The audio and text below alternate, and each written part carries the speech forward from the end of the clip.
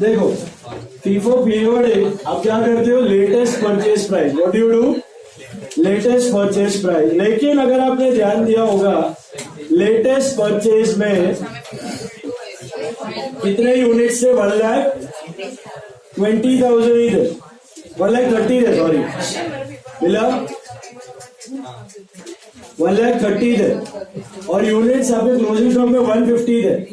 तो कैसा ढूंढने का stock, it would be 1,30,000 into 2.9 and 20,000 into 3 rupees, तो दैट बिकम्स 4,37,000। बस यही मेन था, 437 आ गया ना, फिर सब उससे कनेक्टेड था। सीओजीएस कैसे ढूंढते हो, opening plus purchase plus direct expense minus closing cover. COGS में ओपनिंग स्टॉक ऐड होता है, नेट प्रॉफिट में माइनस नहीं किया, नेट प्रॉफिट में माइनस नहीं ऐड नहीं किया,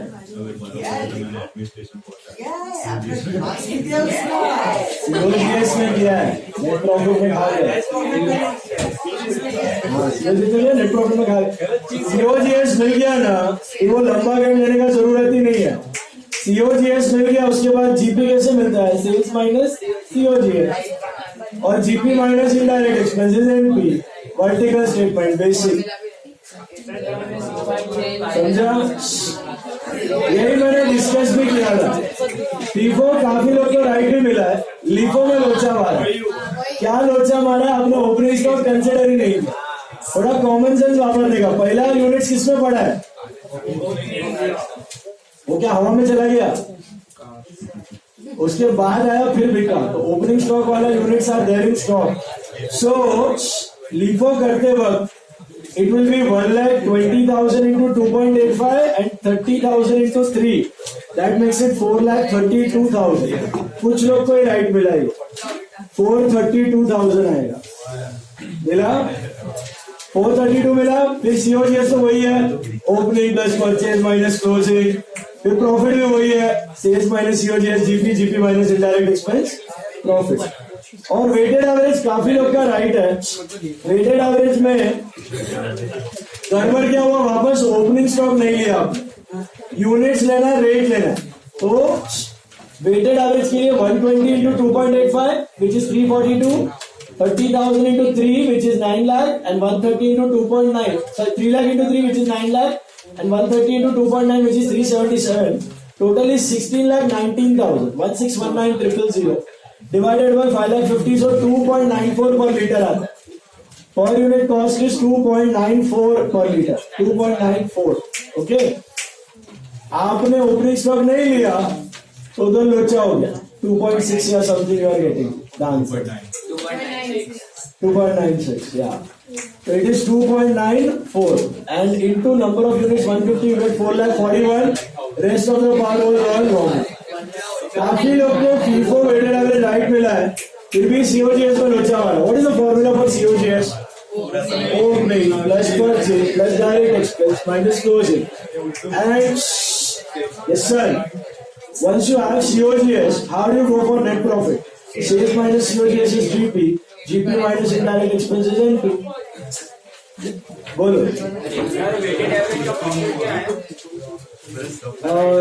पहला फीफो का प्रॉफिट, ये मैं डालता हूँ ग्रुप में, फोटो डालता हूँ आपका, सब आंसर बोल रहा हूँ। फीफो का स्टॉक इज 437,000, फीफो का COGS इज 11,82,000, फीफो का नेट प्रॉफिट इज 1,50,000, लीफो का स्टॉक इज 4,32,000, लीफो का COGS 11,87,000, लीफो का प्रॉफिट 145 एंड वेटेड एवरेज में स्टॉक 441, COGS 11,78,000 and profit 154, 154।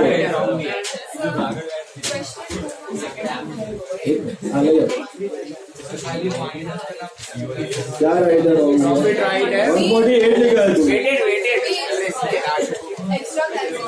154 है, एक ही पड़ा है,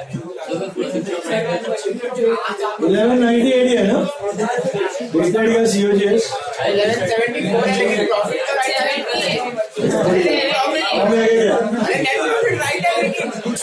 COGS लोग नेट प्रॉफिट आ जाएगा, सर माइनस में ऐड कर दिया था ना, लेकिन आंसर तो आया। Sir waited at 145 154 right. COGS wrong है ना भाई पूरा waited आता चले.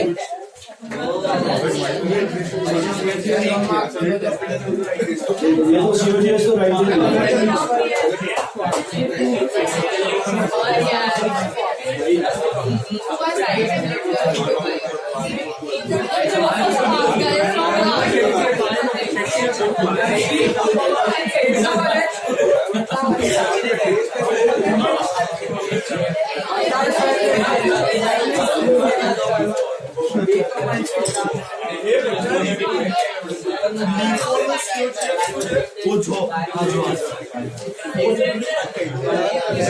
प्लस 1 हो गया 19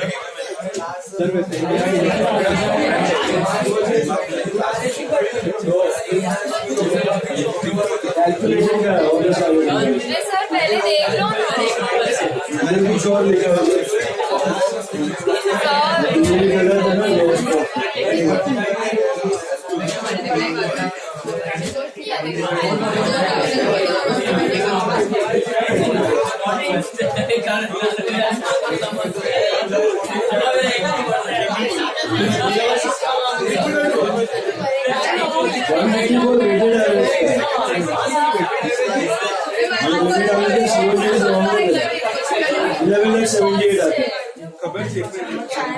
सर 5 मार्क पारो से बोलो सेकंड सम में जो है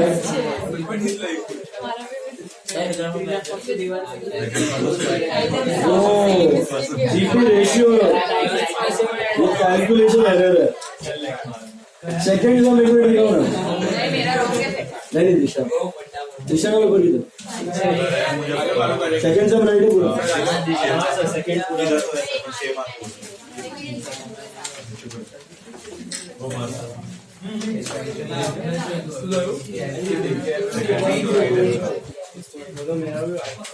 इसमें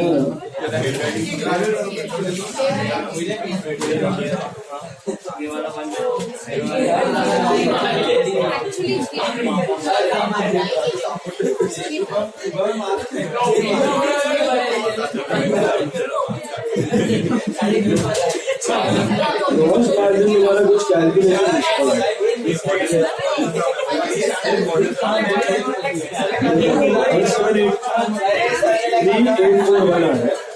हमारा इधर 1789 हो गया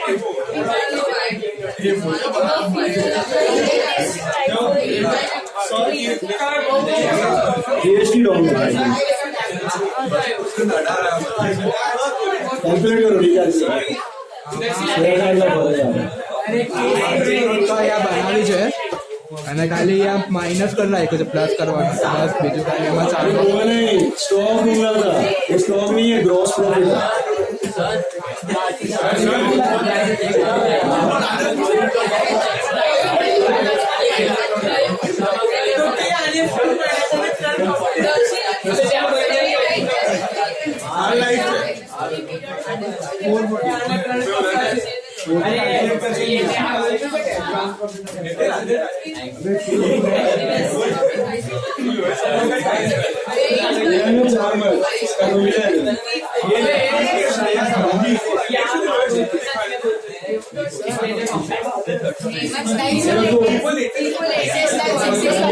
ग्रॉस प्रॉफिट से क्लोजिंग को क्या से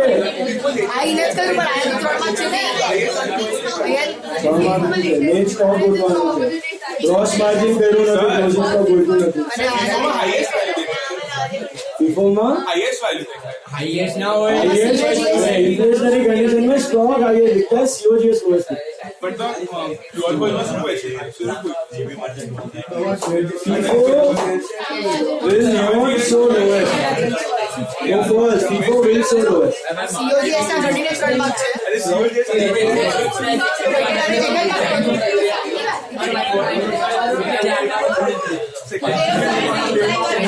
હજી શું વર્કિંગ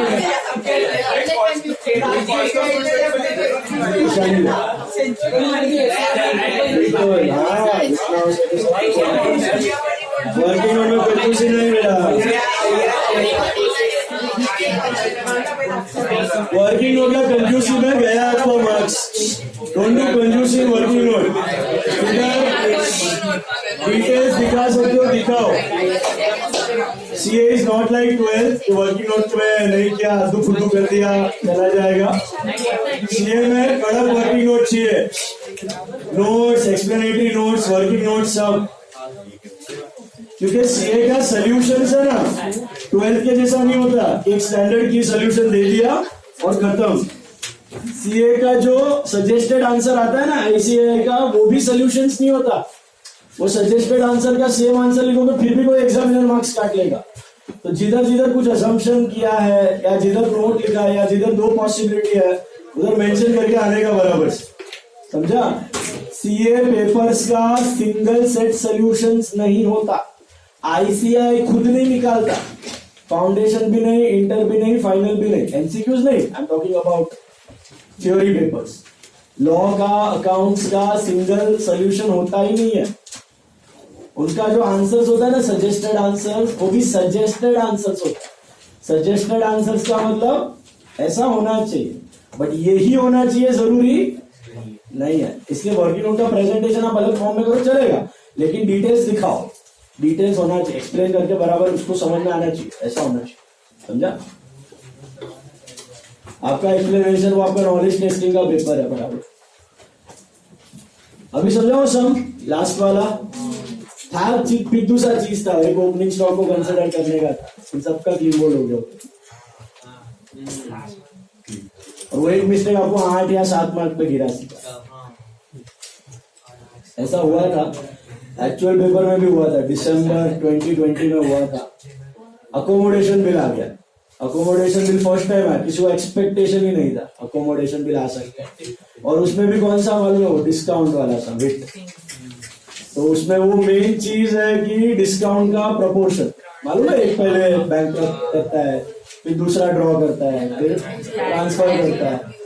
तो पार्ट पेमेंट ही देता है, लेकिन डिस्काउंट पूरे में लेना है. जो पहले वाला पैसा है और जो अभी पार्ट पेमेंट है वो नहीं लिया, सीधा हर एक का 5-5, 6-6 मार्क लिया, 10 मार्क. वो यही कैंसिल पूरा कड़क रीत से करने का. और एग्जाम टाइम में कुछ अलग आड़ा वड़ा आ गया तो कूल माइंड से सोच के टैकल करने. काफी लोग ने एफर्ट्स डाला, वो मेरे को अच्छा लगा. काफी लोग का COGS, काफी लोग का वेटेड एवरेज, FIFO वाला पार्ट राइट था. कुछ लोग ही ऐसे जिसको आई थिंक 0 तो किसी को भी नहीं मिला, 3-4 तक तो पहुंचे. वाह,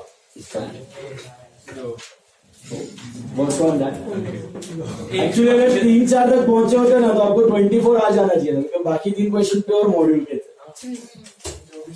तो 24, 23 आइडियल स्कोर. उसमें भी आपने गड़बड़ किया, मतलब मॉड्यूल भी आपने बराबर से प्रिपेयर नहीं किया.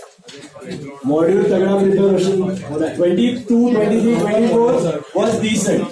उससे कम आया तो फिर हार्ड वर्क और डालो, मॉड्यूल देखो बराबर से. बाकी 3 बार फ्रॉम मॉड्यूल हो समझा, डिट्टो समझे. 28.09 वो परसेंटेज भी सही. चलो सो मॉड्यूल तगड़ा होना चाहिए. चलिए शुरू करते हैं. डिबेंचर्स खत्म करते हैं. डिबेंचर्स मिल जाते हैं डेस्क पे.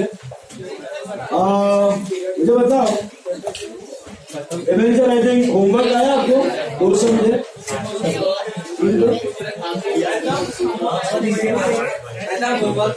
इजी वाले 3 समझे आए, चेक कर लो. 23rd समझा एक दो, 6, 7 और 23 राइट. 23rd TDS वाला था, वो आया. दिशा पहले तुम्हारा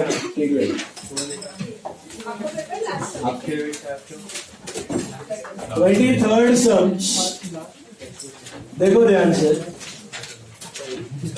TDS वाला सम था, उसमें first entry bank 1,80,000, discount 20, loss on issue of debentures 20, to 12% debenture 2 lakhs, to premium on redemption 20,000. Was that correct? Hello? किया है कि नहीं किया होमवर्क? Then 30th September को debenture interest to holder 12,000. Then 30 सितंबर को holder to DDS to bank 12,1200 और 10,800 मिला. Then again 31st March debenture interest to holders 12,000. Again holder to DDS to bank 12,000, 1,200 and 10,800. Then TDS to bank 2,400. Then PNL to debenture interest 24,000. PNL to discount to loss 40, 20, 20. PNL to discount to loss 40, 20, 20. Is that right? करना था कि नहीं करना था right of? Discount loss time period दिया था, term of redemption था, नहीं था?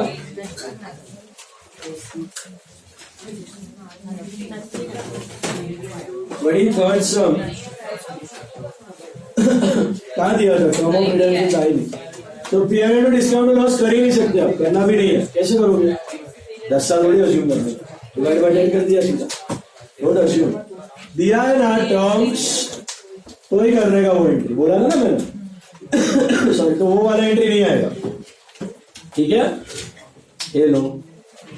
फिर 6 और 7 bank to 12%. 6th one, bank to 12% debenture application is 1 crore 10 lakhs. And then it is 12% debenture application to 12% debentures to bank 1 crore 10 lakh, 1 crore and 10 lakhs. Is that right? मिला. 7th one में bank to 12% debenture application 10 crore 80 lakhs. बराबर 1 crore 8 lakhs. 1 crore 8 lakhs. And then 12% debenture application 1 crore 8 lakhs. Discount on issue of debentures debit 10 lakhs. 1 lakh 10 lakhs ना? 1 lakh. तो 1 crore 8 lakh है. 10 lakhs. तो 10 लाख है ना discount. वैसा कि 12 है. 10 लाख है. Debenture application 1 crore 8 lakhs. Discount 10 lakhs to 12% debenture 1 crore to bank 18 lakhs. Your refund amount would be 18 lakhs. ये वाला अच्छा सम था, सम नंबर 7. देखो मैं डिस्कस कर रहा हूँ वापस. 6 तो आया होगा सबको. 6 में कोई लोचा था. 7 का सीन क्या था? आपका 100 रुपए का डिबेंचर आप 10% प्रीमियम पे डाल रहे हो कि डिस्काउंट पे? हाँ जी, डिस्काउंट पे डाल रहे हो है ना. तो 90 rupees is the issue price. Yes, payable in full था. तो 10 का 100 का 90 में जा रहा है. और एप्लीकेशन पे कितना आ गया? 1,20,000 एप्लीकेशन आ गए. तो अब इमेजिन करो वो 1,20,000 ने कितना रुपया भरा होगा? 100 की 90? 90, क्योंकि एट अ डिस्काउंट है ना. तो everyone was supposed to pay 90. So bank to debenture application would be 1,20,000 into 90. Is that right? Correct? Which comes to 1 crore 8 lakhs. 1 crore 8 lakhs. Is this clear? And then it is debenture application. चलो ये तो over subscribe हो चुका है. और discount है, premium है, ये ड्यू एंट्री में होता है कि रिसीव्ड एंट्री में? ड्यू. तो यहाँ पे ड्यू एंट्री में डिस्काउंट एडजस्ट करना है, तो डिस्काउंट ऑन इश्यू डेबिट होगा टू डिबेंचर टू बैंक. बराबर है. रिफंड भी करना है आपको, समझा? एप्लीकेशन में 1 crore 8 लाख. चलो ये सेट हो गया. डिबेंचर में क्या लिखते हो? Face value of issued debentures. तो इश्यूड डिबेंचर्स तो 1 लाख थे. तो 1 लाख इंटू 100 फेस वैल्यू, तो 1 crore हो गया यहाँ पे. ये दो फिगर्स आ गए आपको. अभी डिस्काउंट बड़ा ही सिंपल है. डिस्काउंट इश्यूड डिबेंचर पे होता है कि अप्लाइड डिबेंचर्स पे होता है? इश्यूड पे होता है. तो 1 crore का 10% कितना होता है? 10 लाख होता है. तो ये बचा हुआ ऑटोमेटिकली रिफंड हो जाएगा. कितना होगा रिफंड आपका? 18 लाख. ये 18 लाख को भी आप ढूंढ सकते हो. ये 18 लाख कैसे मिला आपको पता है? कितने एक्सेस डिबेंचर्स थे पता है? 20,000. 20,000 ने कितना एक्सेस भरा था? 90. 20,000 into 90 which is 18. सिंपल. समझ में आया? ये था थोड़ा अच्छा. ये आया आपको? खुद से आया? डिस्काउंट फर्स्ट एंट्री में डेबिट न कर सकता है. જ્યારે પણ બે એન્ટ્રીઝ હોય, if there is only one single entry, then bank discount to debenture, then it is fine. But if there are two, bank to application and application to debenture, तो discount हो, premium हो, loss on issue हो, premium on redemption हो, सारा का सारा किस में एडजस्ट होता है? Due amount, second entry, due amount, always due amount, preferably due amount. But फिर अगर एक ही साथ पूरा पैसा कुछ एक्सेस वैक्सेस नहीं है, सिंगल डेट पे हो रहा है, तो फिर बैंक डिस्काउंट और डिबेंचर्स एक साथ, correct? Otherwise discount, premium, loss सब कुछ कौन से एंट्री में करते हैं? Due, due due due due due. उसमें भी अगर एप्लीकेशन अलॉटमेंट दोनों है तो किसमें करने का? अलॉटमेंट ड्यू में करने का।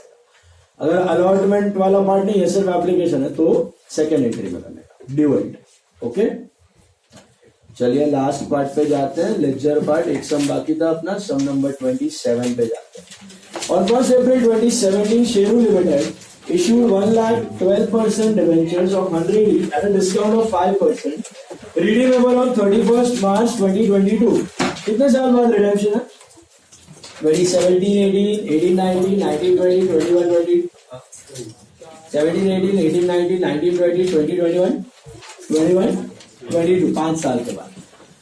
Issue was oversubscribed by 20,000 debentures who were refunded their money. Interest is paid annually on 31st March. You are required to prepare journal entries at the time of issue. Then discount on issue of debenture account, interest account and debenture holder account, assuming tax deducted at source is 10%. अभी यहाँ पे entry for issue पूछा है ना, जब तो पूरा साल का एंट्री नहीं करने का। एंट्री फॉर इश्यू मतलब just one entry.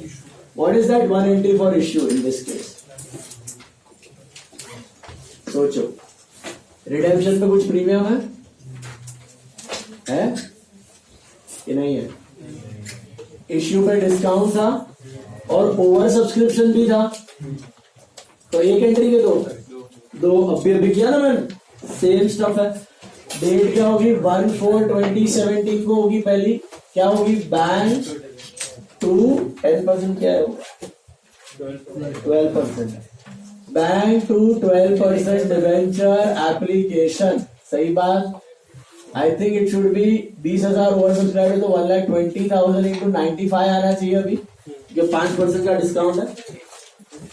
Yes, so everyone is suppose to pay how much? 90, 95, 1,05 और 195। So how much it should be? 1,14 lakhs। ये पार्ट समझ में आया? 1,14 lakhs। Got it? This is application receipt and date दिया नहीं है तो सेम डेट कर सकते हो आप। This is 12% debenture application, put a dash over here, that's better, same तो नहीं होगा वो। 12% debenture application debit, then what? Discount on issue of debenture debit to 12% debenture to